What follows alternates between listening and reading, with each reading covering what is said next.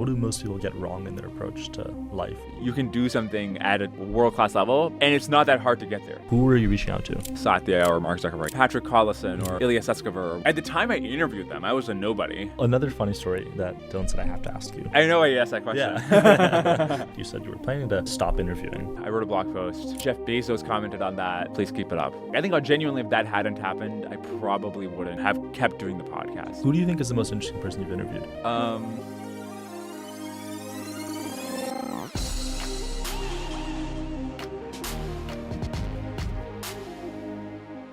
This episode is brought to you by SemiAnalysis, the leading research and consulting firm for AI infrastructure and build-outs. They work closely with many hyperscalers, AI labs, hedge funds, and semiconductor companies that you know and respect. From tracking the inference economics of model deployments to every data center and the supply chains for fabs, servers, electrical equipment, and more, SemiAnalysis is an expert on the topic. If you want to learn more or work in the industry, visit semianalysis.com to see the research and purchase their models. Thanks again to SemiAnalysis and founder Dylan Patel. The Cannon Project builds founding go-to-market and engineering teams for venture-backed startups in San Francisco and New York. They built founding teams at Ramp, Cursor, Decagon, Rogo, and many more, while selectively investing through their flagship venture fund. With over a decade of experience and trusted partnerships across the top 15 US-based venture firms, the Cannon Project is the premier talent partner for high-slope opportunities in early-stage technology. To learn more, get in touch, or explore roles across a curated list of breakout startups, visit thecannonproject.com. It would be fun if you want to just share what you do and, who you are and a bit about your life right now. I'm Dwarkesh. I host a podcast where I interview people about AI, science, history, lots of different topics. And my whole thing is that I like to do a lot of preparation before I interview them and try to ask them the questions I actually have personally after reading all their work or trying to learn about their field.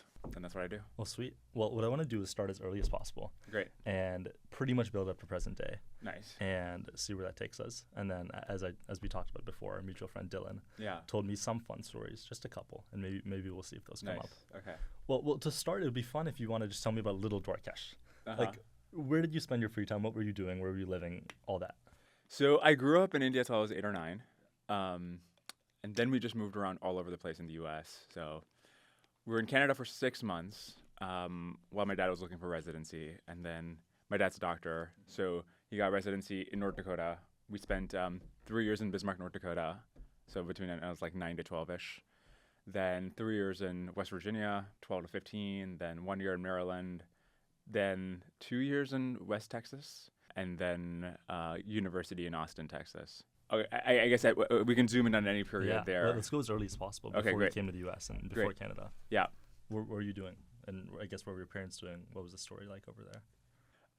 So my dad had a small clinic in Vadodara, which is a city in Gujarat.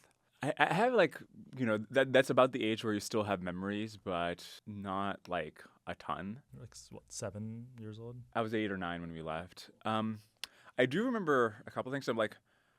My mom was, one of the things she made me do was this thing called UC Mass, which is they basically teach you to memorize the abacus or visualize the abacus so that you can just do ridiculous amounts of mental math. So just like add 20 4-digit numbers or multiply whatever 4-digit numbers. It's a very Indian thing. Yeah, exactly. And the way you do it is just like you visualize Anyway, so this is something I remember just doing it many, many times a week. I'd go do this tutoring thing and then like a bunch of homework, etc. A couple of cousins lived in Vadodara with me, and then we had extended family in like Mumbai and Rajkot and a couple other cities. Anything else I remember? I was like super into Spider-Man, and then there's a superhero who's like really famous around that time, Krish. Is this the Indian superhero? Yeah. Do you know what I'm talking about? He's got like a black vest. I haven't heard of it. It's like fake Batman. Yes, I actually think it's like a Batman knockoff. No, but he's not rich. I forgot what the plot was. I should rewatch that movie. He does have a mask and he does look like Batman. That's very funny. I remember when we were about to leave India when I was 8. I was just one other thing I remember from my childhood. I would like get into accidents all the time. So in India, I was actually kind of a rowdy kid. I would just be constantly getting into scrapes, big and small. Like every week, I'd bruise my knee. I got stitches from like falling down on a table or like, I don't know, all kinds of random shit. I would just be getting stitches and bruises, etc. So before we were about to leave India, my parents were like, what the fuck is wrong with this kid? We need to fix this. So they called a pundit, which is like, a Hindu saint kind of person, to the house. And they're like, how do we fix this? What's up? And the pundit says, look, I know exactly why his juju's fucked up. You need to take him to the river Ganga, and you need to give him a bath in cow milk and cow dung. And that is something I remember. And you were 8 or 9? Yeah, that's right. Were you opposed to this? You were like, fuck it, I just have to do it. No, I think it was like, fuck it, I have to do this. Oh my God. I also don't know if they gave me explicit heads up or something. I'm just like, okay, I guess this is what cow dung feels like. That's so funny. And it's surprisingly soft. Did you ever go to the villages as a kid? Because I went to India a variety of times growing up, and I still do. And I always remember I would go to my grandparents' village, and there'd be like little chickens, or like I'd milk cows and do all this stuff that most traditional kids just didn't do. But by virtue of having an Indian background, I just did that a lot as a kid. I don't know how often I did it, but I definitely remember. You also go on a lot of religious expeditions, right? So my mom's side, they believe, I forgot what exactly they're called. I know it's Vaishnav is the general into Krishna and whatever, but there's maybe something more specific. Regardless, they're so we what is the city with the famous murti of Krishna? You know what I'm talking about? I don't know. I know what you're talking about. I don't know the city. Anyways, we've been there a bunch. And my dad's side, he's super into Sai Baba. Okay. Yeah. And so we've been to, is it Shirdi? We've been there a bunch. Okay. And these are just, so there's one side that's just the villages, which I've also been to. These are also underdeveloped cities, but they're immensely crowded because lots of people are making pilgrimages. So just just getting trounced through crowds. Yeah. Yeah. Maybe if you tell me something about your experience in India, it'll jog something up. Ooh, it's a good story. I used to go on a lot of walks with my grandfather. I don't know if this was consistent between other kids, but I used to spend a lot of time with my grandfather walking around the city. We get either fresh mango, or we get like coconut water or something. Yeah. And that was kind of a consistent experience. And then we'd go to, I guess maybe you had this experience too. You said your dad had a little clinical shop. One of my grandfathers, he had a little corner store. So I'd spend time behind the counter there, and you spend a lot of time doing that. I don't know if you spent time with your dad in this store, this clinic, or. I did a little bit, but I'm actually now remembering that every week my mom and my grandmother would take me to the Haveli, which is basically this temple temple for Krishna. And every week we'd get, we'd pray, and then we'd buy these little sweets from that temple, and then just gobble them up. And then I remember, lots of walking, but for just buying produce. So just going to the farmer's market equivalent. And then I remember my favorite food was, and still is, sev puri. Yeah. From the street vendor. And it's unclear to me why the best tasting sev puri is made by the people who will definitely get you food sick, because they'll cold water, and they're making it with their raw hands. The funny thing is, I remember last time when I went to India, my uncle, he was like, "This is the safe, this corner store. You can't go to this one. That one's dirty." Yes. It was always super funny. Yeah, and they're all dirty. Yeah.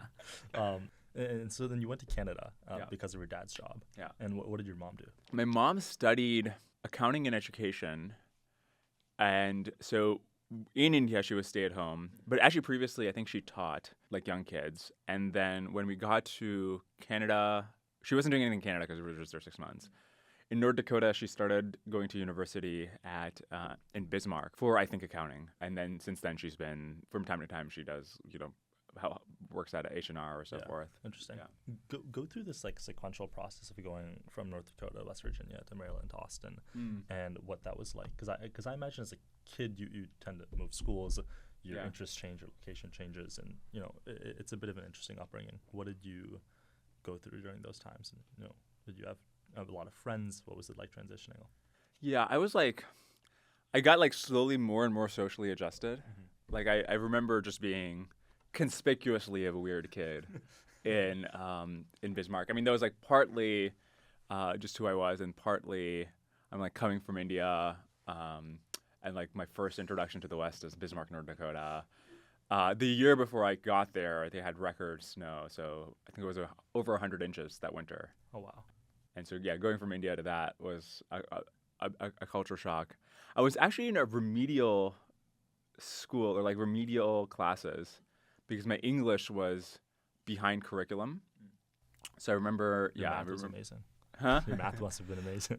Yeah, I think math was fine. But then I was still in like remedial English. Yeah, I didn't have that many friends in North Dakota. I remember getting like, I don't know, bullied or whatever, but I don't know, whatever. I got into like football, Oh, really? but it was like, playing during recess. Yeah. What do you mean when you say you were conspicuously weird?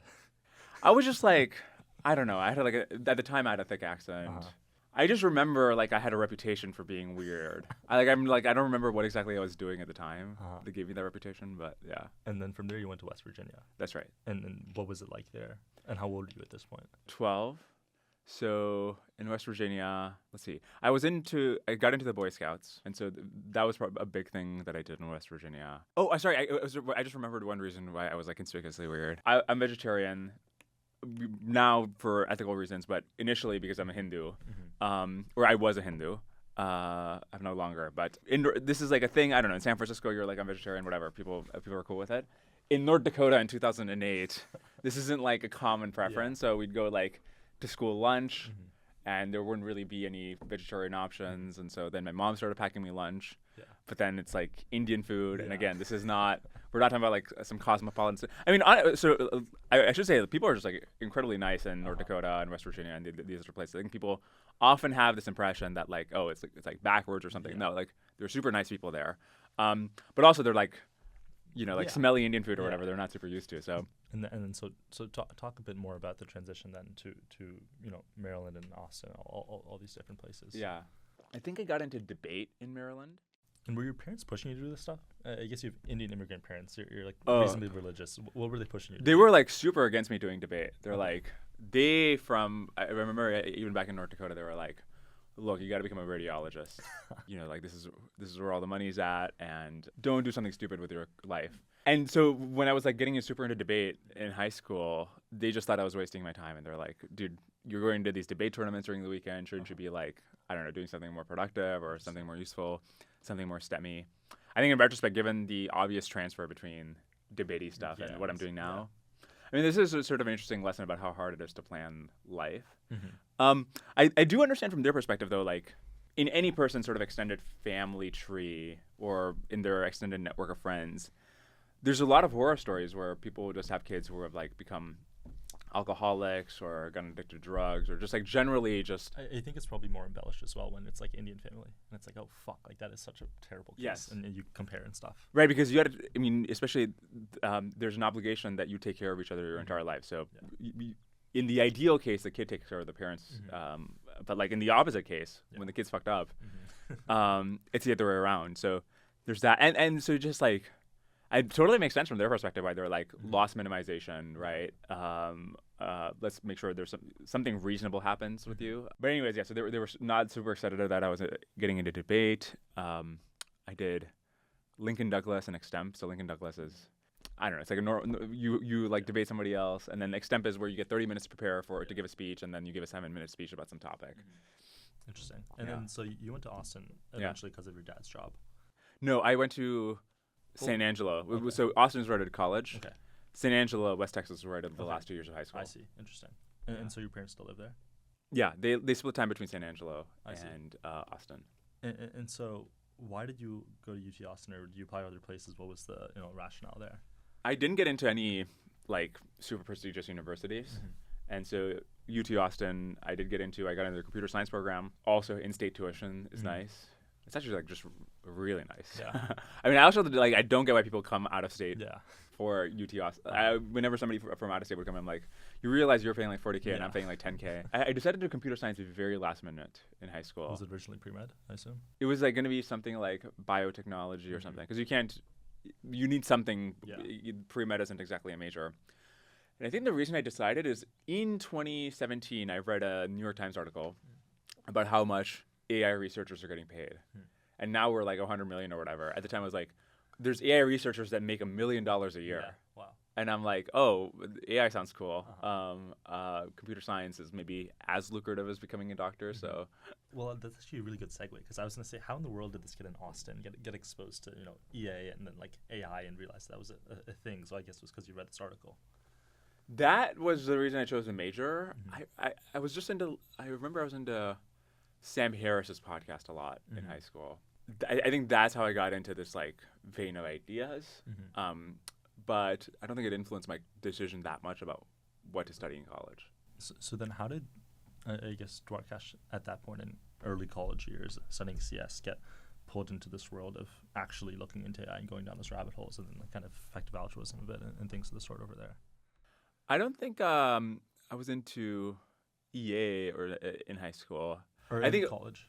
I think it was mostly the computer science angle. So I initially chose it because I'm like, AI will be a big deal, and I want to be involved in that. Funnily enough, when I was studying in college, I just wasn't doing anything super related to AI. I was just like going to my classes, learn like like CS 101, whatever. I think at some point I probably started reading. So I don't want to fast forward on the story too much, but that's what I remember up to this point. Okay. When did you start reading a lot of these books, and when did you even consider interviewing people? Because I know the story goes, you read this book, you reached out to Brian Kaplan, and then the podcast emerged. Why the name Lunar Society back then, and what were you spending your time on as the student who was not really planning to interview people? Even slightly before college, but definitely in college, I was just reading a lot of books. I remember one that had a big impact on me was The Beginning of Infinity.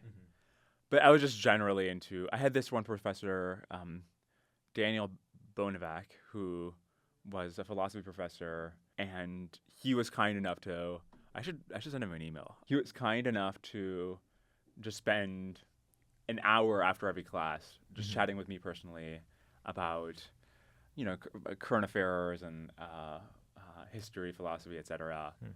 And between that and other reading and so forth, I was just like, I was super into this kind of stuff. But I don't remember there being anybody else in the university who was also into it that much. But maybe freshman, sophomore year, I had like a Twitter account. And so then I was like following this milieu there. I don't remember that. Oh, I guess one thing I totally forgot about is I tried to organize these in-person events in Austin, UT Austin, before I started the podcast. Part of a club or no? I called it like Experiments in Conversation, or some other cringe thing like that. Does it still exist? No. It didn't even exist when I was trying to make it happen. I don't know if I don't know what I was trying to do. Maybe like I was trying to organize talks or something. Did we even have a meeting? Maybe I threw something and like 5 people showed up. What were most of your friends doing? Mostly CS. Mostly. Oh, I had a really good friend who I met at the gym. Oh, So one thing was I was interested in powerlifting.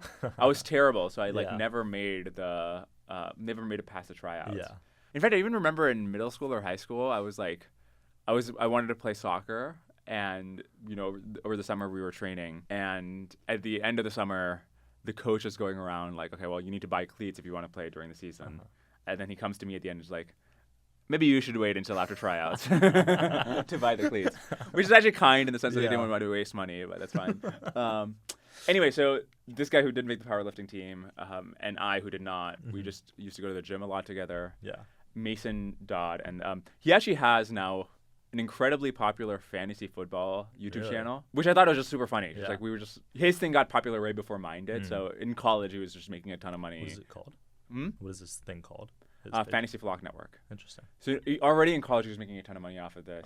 And I had like, I don't know, a couple hundred subscribers or something. Yeah, he would be streaming like every night. Oh, one thing I totally forgot about is before I started the podcast, my college roommate, sophomore year, maybe freshman year, got me into Paul Graham essays. Yeah. And then we were just like debate and discuss them all the time. And obviously the whole thing is you got to like make something people want, right? So we were both brainstorming different ideas and we'd like work to implement them. So at some point he had something called, his name is Andrew Young. He had one called Tate's Crates, which was he'll just pick up, often when you're moving, you just throw away your furniture and it's like kind of a hassle. He'll just do it for free. And then he'll resell it to people. It didn't work out, but we did spend a full weekend at one point transporting some old woman's old furniture to this warehouse that he had. And then anyway, so I was into entrepreneurship stuff. So I made this website called Popper Play. Does it still exist? Probably not. But anyways, the whole idea was I was super influenced by David Deutsch. David Deutsch is like whole thing was about Karl Popper, this philosopher who was all about conjecture and refutation. So I thought I'd make this forum where people can come up with questions and they come up with conjectures and rebuttals. And people rightly pointed out to me, hey, Quora exists, right? But I'm like, no, this is a totally different idea. This is where science will happen, et cetera. So I emailed people on Twitter who were like in this like David Deutsch world. No, none of them like actually tried to use my website. Yeah. Anyways, I think this was around the time that I started the podcast. And then when did you read that first book, and when did you reach Brian Kaplan? Probably freshman year of college. I read The Case Against Education. Interesting. Him and Tyler Cohen are obviously professors at George Mason. That's like 15 minutes from where I grew up my entire life. Yeah. And so I think it's quite interesting. But growing up, I never knew they existed. I didn't really read their books. Why did you decide to go so deep into research at that point? I have a couple of hypotheses, and maybe they're entirely wrong or true. One is that this is simply built in how you operate, right? You're deeply intellectual, and you wanted to do deep research, and this is something you admired. And two, in a similar vein, is that you kind of felt that you had to do this level of deep research to be on his same level of like intellectual capability, and it was almost a necessity versus like an option of, okay, maybe I'll do more research because I want to, but no, I have to be able to actually sustain this conversation. So I really wonder why you went so deep way back for your first interview. I was just sort of starstruck, and it was like talking to Obama or something. Yeah. I'm just like, okay, I really need to like prepare. One thing I'm just realizing now, talking about these stories, like, I don't know, the idea of Popper Play was pretty cringe, right? Or like it was pretty naive. And I think just generally, I haven't listened to any of my old interviews in a while, but if I did, I think I would just be quite embarrassed. And so I think maybe one thing to take away is just, I would just find it sort of unbearable to have a conversation with myself at 19, just because it would be like, oh, your ideas are super naive, both in terms of like what ideas you think would work in terms of startups, or even in terms of like your life philosophy or worldview or something. There's a lesson in there about just like, it's okay to be cringe at first. I don't know, just like you're not gonna have a sophisticated worldview, or that good of an understanding of most topics when you are super young. That sounds like a sort of trite, banal thing to say, but yeah, it's sort of like not obvious how cringe and stupid even people who you think of as being sophisticated were only a few years ago. I think there's this interesting thing. It really resonated with me. I went to the YC startup school thing, I think last summer. And Sam Altman stood on stage and he looked at everybody and he said, guys, like, look, I'm like really confused. Like, I'm equally as confused as you guys about life, and like, take it from me that I don't know what the fuck I'm doing. Interesting. And he said, maybe all of you are going to be like, this guy's bullshitting, but some of you will realize that, okay, like he's actually not joking. Like, I'm equally as confused about the world as you are. And I think that's like a good evidence of that, and that the dots usually only connect in retrospect in some fashion. Okay, you ended up doing this first interview, and he eventually referred you to Tyler Cohen, right? What was the process there, and when did you really get more into spending most of your extra time on interviewing people? I was so at no point in college I think I was spending most of my time on research. I think I was doing an interview once a month or something. How did the Tyler interview? I think I just asked Brian, can you connect me to Tyler? He did. I remember at the time thinking this was like a huge deal. I asked Tyler later on why he agreed to come on, and at the time he was writing a book about talent, and he said, that's right. Yeah. And he said, I thought it was just be like an interesting way to get a data point on here's somebody young, Brian referred them, let's see what happens. Interesting. Brian actually ended up spending a ton of time with me in college. So he spent a bunch of time during COVID in Austin, and we would just get lunch every day. Wow. For months on end. Oh, wow. Interesting. I think when he was during the summers, during COVID, during the summers, we were just spending a bunch of time in Austin. Wow. Why do you think he took such a liking to you? And what was the through line there? Just a young kid, super smart. I honestly don't think I was like that smart. I think I was just like very curious. I would just have questions for him all the time. And actually, given what I just said about how I would have found myself super unbearable at this age, it was actually just really nice of him to tolerate me just asking him very naive questions, the kinds of things he's heard a million times. And it was super useful. I'm just getting me up to context and so many different topics. I also remember Robin Hanson came by at some point one of these summers to Austin, and I remember his first interaction with one of the professors that Brian and I were hanging out with that summer was the guy was like, I'm a finance professor. Yeah. And Robin's like, oh, you teach finance. Okay. Finance is 9% of GDP. Is that too high or too low? And the guy just was just like very frustrated that he got asked this question, and Robin just wouldn't let him go. But yeah, Brian was super kind, not only to do that initial interview, but he's actually just spent a ton of time with me afterwards. Do you guys still keep in touch a lot? We haven't. I think every couple of months we'll shoot an email, but I haven't seen him, I guess, in person in probably a year. Well, one core thing I want to touch on is the cold email that Anil Varanasi sent to you. And for those that don't know, he founded Meter and shot you this email and said, how much would it cost for you to do this full time? When did he really send you that, and what was your reaction to that?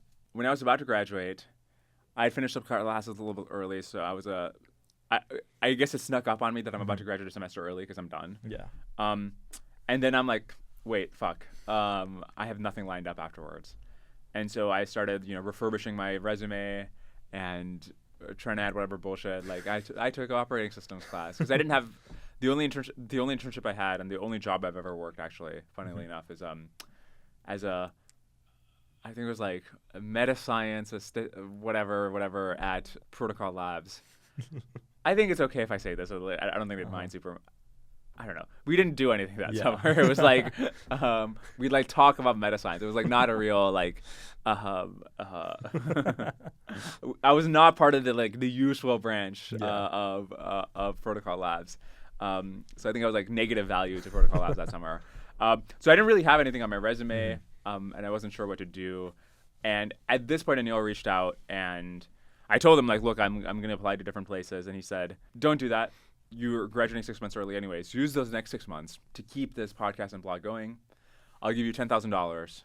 Actually, no, I don't think he said $10,000. I was like, he was like, how much would it cost you to go keep living for 6 more months? And I'm like, $10,000. Like, no, we're here. That's so much money. And he's like, sure. And I'm like, fuck, I should ask for more. I think now we know, because we had talked about it. Anil's done this for around 100 to 150 that's people, crazy. which is phenomenal. Yeah. So shout out. I didn't know it at the time. Yeah. So he like does a lot of outbound. And he's a busy guy. Like, Meter's a big company. Yeah. And it's crazy how often I run to people around the world who are just young, talented people who already know Anil because Anil has reached out to them. Wow. I was in Singapore and this happened at least once. Oh, that's ridiculous. Who was it? Pradyu Prasad. What does he do? He's I think studying computer science in Singapore, but he also had this blog on econ and a podcast on econ. Actually quite similar to mine, at least at some point. And then I think Anil reached out to him as well. That's awesome. Yeah. And then so you kept doing it for 6 months from your home. Yeah. And then you moved to SF. What was the plan there? Because I know when we had originally talked, you said you were planning to, I guess, stop interviewing. And then something would come up that would make you push it off for 2 weeks or a month. And then something else came up. Yeah. And so what were those little points there? And I know at one point Jeff Bezos had commented as well. Yeah. So the reason it cost me $10K to live for the next 6 months, and it was actually an overestimate, was because I was living with my parents in Austin. And so I told them I'm going to be doing this for 6 months. I have funding for it. I guess it was actually for all the shit that you could give them about like, I mean, of course they wouldn't think that being a podcaster is a viable career, right? Like, and no responsible parent would think that, right? But even despite that, they were like, I guess fine with me loafing around for 6 months working on this thing. I think I told them, and what I actually believed was that this is my way of networking and then meeting people who will give me a job. Interesting. Or like lead me to start a company myself, etc. Pretty accurate. Which was like honestly my plan. And near the end of those 6 months, I wrote a blog post, and I think Mark Andreessen actually was tweeted about it. And then Jeff Bezos followed me. And then I'm like, what? And then Bezos commented on that, like, you're thoughtful and thought-provoking. Gratitude, please keep it up. And that was just like, wow. Just like overnight, insane. That was the big break. I think genuinely, if that hadn't happened, I probably wouldn't have kept doing the podcast. Do you plan to interview Jeff at some time? I've DM'd him, so he does follow me on Twitter. Jeff, if you're listening, maybe I'll try again now that the podcast has grown a little bit. That's awesome. What was your process for getting guests? Something very interesting you told me on that first call is that you would not DM people, you'd cold email people, but you'd give them the question list to kind of prove to them that you weren't this idiot asking them random questions, that you were actually spending time researching. Yeah. Who were you reaching out to? And what were you doing that was so effective? I imagine you spent so much time just to send the one email, and maybe somebody doesn't respond. You're like, fuck, all that time was wasted. Patrick Collison or like Ilya Sutskever or whatever. At the time I interviewed them, I was a nobody. Yeah. And so to get them to say yes, I would just have to prove that like I'm this is going to be nothing like any of the pitches you've heard over the last year. And these people are getting pitches not only from other podcasters and not just from like the Lex Friedmans and Joe Rogans of the world, but like Wall Street Journal or whatever, right? So I would just try to prove to them that like I would just ask way better questions. And so I would spend a week just full time coming up with what would I ask Ilya if he decided to come on the podcast? What would I ask Patrick Collison? And I would send this to them. I think another thing I would do is whatever mutual contacts I had at the time, there's few people who were listening to my podcast who I knew were friends with these people. I'd like tell them, hey, if you could mention to them that you're a fan of the podcast, it might be useful. Just this general strategy of use every potential leverage point, not just like, oh, I sent you an email, and if it doesn't work out, well, so be it. Yeah. No, it's like, this must happen. Because it was my full-time job, and it wasn't like I had anything better to do. Like, if I could somehow make the Ilya interview happen, that is just worth a month of my full-time effort. And so then I did that. And in fact, I think I asked Ilya why he said yes. And he's just like, I never do media, but it just seemed like you have a decent reputation. And again, this is at the time when I had like thousands of listeners. And you send me that list of questions. That seems good. How did you structure these emails? What was the subject line? What did you say? I don't think it was honestly that well crafted or something. But I think I'm probably like, I host this podcast where I've been doing so and so and so and so and so and so before. If you came on the podcast, here's the questions I would ask you. Happy to connect with your point person to make this happen. Yeah. Best, Dwarkesh. Yeah, that's good. Yeah. That's a lot of how I send mine, except I don't include the whole question list. Yeah. I also think it's really effective to try to get some sort of warm intro. So I spend a lot of time as well trying to strategically get a warm intro in some sense, which I think is useful. And then you also just get to meet amazing people. Oh, sorry. Another thing I want to I remember is when I first moved to SF, or like when I was visiting SF, Nat Friedman had DM'd me and we had chatted for a bit because I think he had asked somebody else he knows who are interesting people and I think this was like 4 or 5 years ago, or maybe 3 or 4 years ago, and we chatted for a bit, and then Nat invited me to a dinner he was hosting. Patrick was also there, and that's how I met Patrick. So I see. That was actually just in my early days in SF super useful in connecting me to people and being that warm intro. Who do you think is the most interesting person you've interviewed in your like personal, from a curiosity perspective? David Reich. Okay. He is a geneticist of ancient DNA. That's a quick answer. Yeah, I mean, honestly, the way I know a podcast is good, or like what I look for is I cannot stop thinking about it from the moment it's recorded to when it's published. And I remember if I was at a dinner or whatever, I just could not stop talking about what David Reich had taught me. The idea that everything we think we know about human evolution is, if not wrong, at least missing critical pieces of the puzzle. Like, where did it happen? It actually wasn't all in Africa. There was a branch that left to Europe and then came back. How did it happen? When did it happen? Who did it happen to? All these questions. Anyways, I'm not going to rehash the whole episode, but... Okay, so now we talked about this before. There's some stories Dylan mentioned. Dylan Patel, for those who don't know, founded this thing called semi-analysis and is a mutual friend. One thing he said to ask you is how you ended up making this, sort of sponsorship money and how you ended up negotiating deals and all that stuff. Yeah, I know why you asked that question. Yeah. I started monetizing around my first Mark Zuckerberg interview. I was sort of briefly in touch with him around that time. He was actually super useful, would hop on calls with me to give me business advice. And so I was talking to him around this time, and I said, like, bro, I can like actually make money off the podcast on the Zuckerberg. And he's like, how much are you charging? And I said, X amount. And he's like, you should at least try to charge at 5X that. So the next sponsor call I had, I'm like, I'm charging 5X. And they're like, we can't do 5X, but we can do 4X. Like, I'll have to think about it. I think from the outside, it's often clearer that you can charge more for something. From the inside, it just doesn't feel that way. So he was very useful to me in the beginning for, I don't know, teaching me how to do those kinds of things. And also I'm just like, for a long time, I was terrible at sponsor calls and sponsor strategy. Or who was the first sponsor who reached out? Stripe. Was that after the interview? No, it was before. We were independently talking about that. And they sponsored for, I think, close to a year. Yeah, I just like didn't know how to structure deals, how to convince people about the value, etc. But Dylan was super helpful during that time, and I've gotten better over time at this. But yeah. Well, another funny story that Dylan said I have to ask you is that you love lifting weights and you really love ice cream. And so you would go to this store called Salt and Straw. Yes.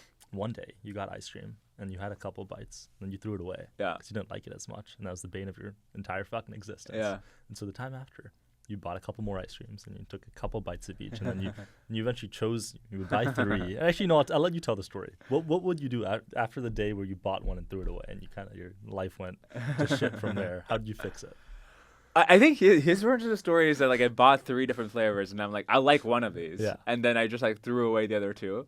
I don't remember doing this. I do remember we were hanging out one night and there's a long line of Salt and Straw, so we went to a convenience store across the street and got Haagen-Dazs instead. And I'm like, this shit sucks. I bought like a whole pint and then I just threw it away. And we went to Salt and Straw anyways. And then I got a flavor of Salt and Straw, and then I started tasting it. I'm like, this also sucks. So I threw that away as well. But then I made all my friends like sit through this huge line. I mean, I just generally think that, I don't know, ice cream scoops are too big. So even the kid size will just be too big. You know what's phenomenal? There's this place, and they're just phenomenal. It's called Gio Gelati. It's on Union Street in the Marina. They have this thing called a baby cone. It's like the perfect amount of gelato. Much smaller than the kid scoop. And I have the same take. Yeah. But that's very funny. And so now you consistently still buy 3, or have you like figured out what you like? No, I have figured out what I like in most places. And what's the flavor? Chocolate I like. Okay. Strawberry I like. The I think Amarino has this thing called blueberry cheesecake. Where's Amarino? I haven't heard of that. It's a chain. I see. I really like that. So I'm narrowing down on the. Okay. I'm in the exploit phase of this exploit ice cream trade-off. Interesting. Do you have any other things like that I think are unique? Maybe are unique to Dwarkesh in the sense that it's ice cream and there's all this other stuff. And I hate discussing intellectual things in my social life. Yeah, and so you reserve it for the podcast usually. Yeah, I mean, like if I'm at a party and somebody will be like, oh, have you seen the Chinese EVs? Like, what do you think? Or like, it's like Singapore, the Society of the Last Man. I'm just like, God, I wish you just shot me, or if I shot you, or something like that. My favorite thing is just to like riff and banter and joke with friends in a way that doesn't involve learning anything or teaching anything. I think that's broadly consensus for most friend groups, but I think it's interestingly unique because your thing is to go deep, and so that. I think also SF has just had the culture of like, you gotta be like, it's 11 p.m. and you're like 2 shots in, but somehow you still have to be discussing what's new with Cursor or something. Well, I have some sort of vague and more random questions now. This was from somebody on Twitter who said I should ask you this, and I guess I'll read it. I wrote it down. This person's name is Jack Cohen, and he said, who were a few of your guardian angels? And his definition for this was someone who impacted your trajectory meaningfully, but who doesn't know it. And so it could be a teacher, an early friend, a stranger, a celebrity. I think a lot of them probably do know it, but maybe I'm projecting because I know it, so I assume they must. Julie Schneers, who was my debate coach in high school, she must know it. Daniel Bonavac, my philosophy professor. When I moved to SF, I had a couple of friends who just taught me a tremendous amount of about AI. So Sholto, Leopold. Actually, funnily enough, I recorded a podcast with Leopold when I was 19 and he was 17. Oh, wow. We never published it, but I have like footage of it still. Have it. Wow. Why not publish it? I think I should have published it at the time. I don't know why I didn't at the time. But yeah, those are the names that immediately come to mind. I'm sure there's so many people that I'm sure I'm excluding a few. Nice. And then who are these people who were on your dream list of interviewing? I know you had mentioned there's certain people who simply don't have much time left on Earth, and there's a sense of urgency to somehow interview them. Robert Caro, maybe, and these other people that you might look up to. Who else is on that list? Peter Watson, who has written all these interesting books about everything from, he has this super interesting book called The Great Divide, which is about the independent evolution of the New World and the Old World. So they're separated by 20,000 years. But somehow you have a lot of common cultural traits. So if you just go to the Mexico City pyramids, you'll see these gargoyles that adorn them that have like snakes and dragons and stuff. And like this idea that you should make gargoyles or dragons, like why is that just in the human extended phenotype, right? But he also has a bunch of stuff about like, okay, if you look at the old world, you go from this period, like this Mother Gaia kind of pagan worldview, to then you go during the Bronze Age to this monotheistic singular God of the Old Testament, and he thinks it's explained by the evolution of warfare. The fact that life became much more brutal. He has all these like takes. Anyways, that's one of like the 10 books he's written. He's like written books about like German genius and all the great inventors in German history. He's written all kinds of different books. A couple other names like that maybe come to mind, but yeah. On the contrary, are there people who have reached out who said, Dwarkesh, can I come on your podcast? And you told them no? I mean, yeah, every day. Anybody very meaningful though. One thing I realized is just that big names aren't super influential for the podcast. An episode I do with some scholar of, but even like ancient DNA or a scholar of the CCP or whatever, we'll do as well as a Satya or Mark Zuckerberg episode. There's nothing for me to gain in a purely, from a purely like cynical views-based perspective from having these people on. The question still remains about like whether this would make for an interesting interview. There's also, it's not just about like I don't respect them or something. It just, the podcast is not about who I think is doing valuable work in the world. It's about who I think will be an interesting reservoir of information about the world that I want to extract. And just because you're doing something valuable for the world doesn't mean that I have like a ton of questions for you that I really want to understand. Yeah. Are there any topics that you have yet to delve into that you're just yearning to get into? I've started biology, but I'm meaning to do a lot more in it. Energy. I'm going to use the word healthcare, and I know it's super vague, but just like it's 20% of GDP. Yeah. I at least don't understand why it's this huge fraction of GDP. What is the potential for that to become more efficient over time? I think I should do something about robotics at some point. Like what are the timelines there and bottlenecks, etc.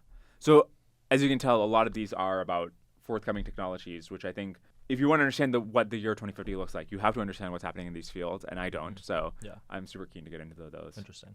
What is the kindest thing somebody's done for you? And this is pulled from Patrick O'Shaughnessy and Invest Like the Best.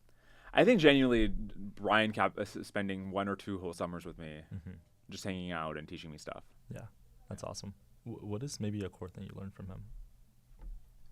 I think his whole framework, or his whole technique, basically, is that you start off with common sense assumptions, and then you reason forward from them. And then you just bite the bullet on the conclusion. So that's what I took away from it. What do most people get wrong in their approach to life or interviewing or maybe their craft?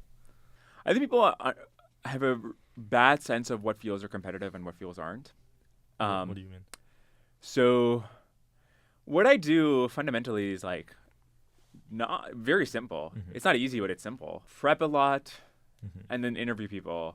If you ask ChatGPT, how do I host a good podcast, it would tell you this. To the extent that people have found my podcast to be special, there's a question about like there's millions of podcasts in the world. Why did nobody else just like do this? And then just do it long enough that you accumulate enough knowledge and you build up enough of an audience. Even though it seems like there's a lot of podcasts that are like not that competitive. That is interesting. In the sense that there's not people who treat this seriously as a craft or doing this full time, who just like really care. There's other things which are incredibly competitive, but lots of people are doing still, right? Like if you want to become the world's top pianist or something, you're competing against like 100,000 Asian kids who have been like practicing 6 hours a day. There's a lot of things people are optimizing hard for, right? If you're trying to get to a really prestigious law firm or something, the amount of optimization pressure that goes into this is so high that for you to be especially good at it, you genuinely have to be super competitive or just really stand out. And then there's so many other things in the world where it's just like not a thing people are working full time on. And so even if you don't think it's especially lucrative or something,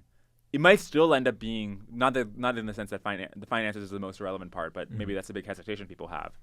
It might still be extremely financially lucrative because there's like nobody else who has filled the niche at all. Not to mention that the main benefit is just that like you can do something at a world-class level, and it's not that hard to get there because it's not as competitive. Yeah, interesting.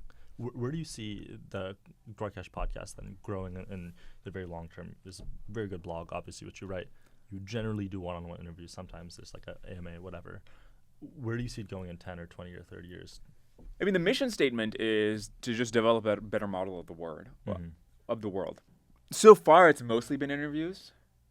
I do think there's a lot of questions for which it is impossible to give an extemporaneous answer. For example, here's a question you could ask. How far away would AGI have to be such that China has a better odds of winning AGI, whatever that means, than the US, right? So if it's like happens very soon, America's an advantage because chips, if it happens on a much longer time span, maybe China has an advantage because they have more energy, and then eventually they'll be able to manufacture leading edge chips. You can't just like ask this to somebody and they'll have like an extemporaneous answer. I mean, they might, but it would just benefit a lot from breaking down, okay, like what are the projections for energy, what are the projections for SMIC? Precursors that need to be understood. Exactly. So those kinds of questions, which I think are important to understanding the world, just cannot be answered extemporaneously, and I think deserve then a blog post or something. It's also the case that the top practitioners in the field have not been thinking about these like grand questions of, what does the year 2050 look like in biology? They're like, I am studying how we can use this ligand, whatever, to do X thing. It actually just isn't the case that anybody has put that much thought into this like grand question. Yeah, basically a big focus will be to get more into publishing takes on these kinds of questions, but continuing the interviews going, because I think that both of them are extremely complementary. Interesting. Do you think you're going to publish more books and do more of that, or? Probably not more books, but more blog posts. The internet is just an incredibly powerful mechanism to exchange ideas. And your team right now is you and Max, who's amazing. Yes. Where do you see it growing? I have like a list of contractors ranging from full-time to part-time, but a couple of amazing editors, Connor, Aaron, Ashan, Tom, who's recently joined the team. They are just a super useful part of the team. Not only, I mean, obviously you can't have produced a podcast with editing, but their taste is, I think, superior to most people in the industry, for almost anybody in the industry. Just what will make for a good preview? What should the title be? Was this an interesting segment? Like they will tell me like this, your shit was boring, dude. We should just cut this 15 minutes.